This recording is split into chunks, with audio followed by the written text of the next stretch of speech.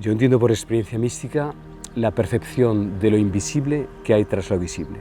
O sea, todo es noticia de otra cosa, todo es signo de otra profundidad. La mayoría de las veces vivimos con luces de posición y unas cuantas de ellas fundidas. Entonces vamos dando golpes por todas partes. De vez en cuando tenemos como una claridad mayor y de repente es como si las luces cortas se encendieran. Y de vez en cuando, muy de vez en cuando, se encienden las luces largas. Entonces vemos con perspectiva la totalidad o la completud de lo que vemos fragmentariamente. La experiencia mística sería esas luces largas, lo que permite contextualizar la propia vida y las cantidad de cosas que vivimos rotas, separadas, confusas, en una luz que las integra todas, ¿no?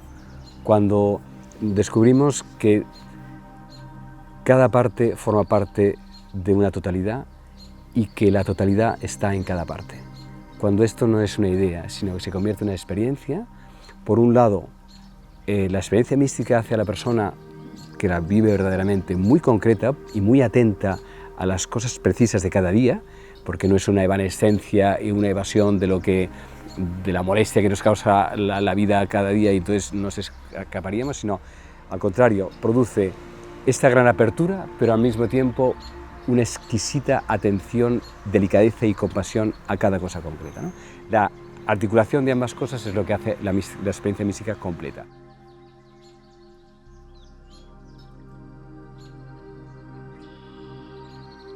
Para disponerse a esta experiencia, para vivir incluso desde ese estado, desde esa apertura, yo a lo largo de los años se me ha ido haciendo más claro que la diferencia fundamental entre los seres humanos no es entre creyentes e increyentes, sino entre seres abiertos y seres cerrados.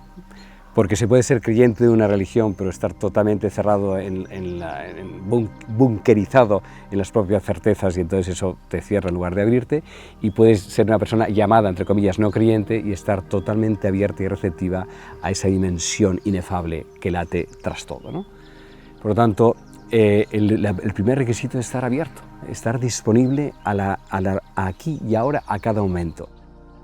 Para mí el signo de una madurez humana, psicoespiritual, es la capacidad de abrirse cada vez a mayor realidad.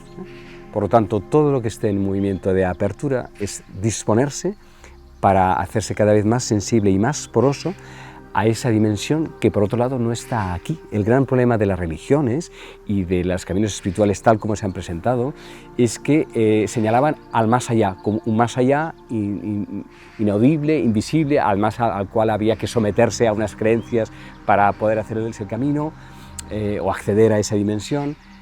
Ese más allá, que es cierto que es más allá en cuanto que no lo agotamos ni con nuestro pensamiento, ni con nuestro deseo, ni con nuestros sentidos, es al mismo tiempo el más acá, es la profundidad primera y última de lo que estamos viviendo, ¿no?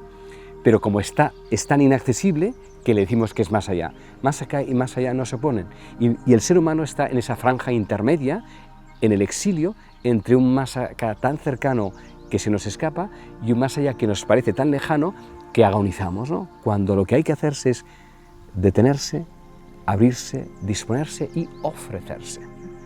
Pasar de estar muy a la autodefensiva porque la vida nos ha herido, porque hemos recibido todos pues, golpes que nos han hecho estar pues, en actitud de autodefensa, pasar de tener las manos así agarrotadas, que cuanto más agarrotadas además las tenemos, más se nos atrofian y las uñas nos van creciendo y se nos van clavando dentro de la carne por temor a soltar, a simplemente confiar, abrirnos y desplegarnos, ¿no? Y las manos tienen lo mismo así que así, pero así están incapaces de recibir nada y además se van doliendo y constriñendo, y en cambio así ofrecen y al mismo tiempo reciben. En el mismo acto que estamos recibiendo, ahí mismo nos estamos ofreciendo, porque la vida es un continuo flujo y eso está inscrito además en la respiración, ¿no? Estamos inspirando y exhalando. Y ahí está el secreto de la vida. La sabiduría de la vida está en el arte de prender y de desprenderse. Y esa es la disposición básica que está abierta a todos los seres humanos.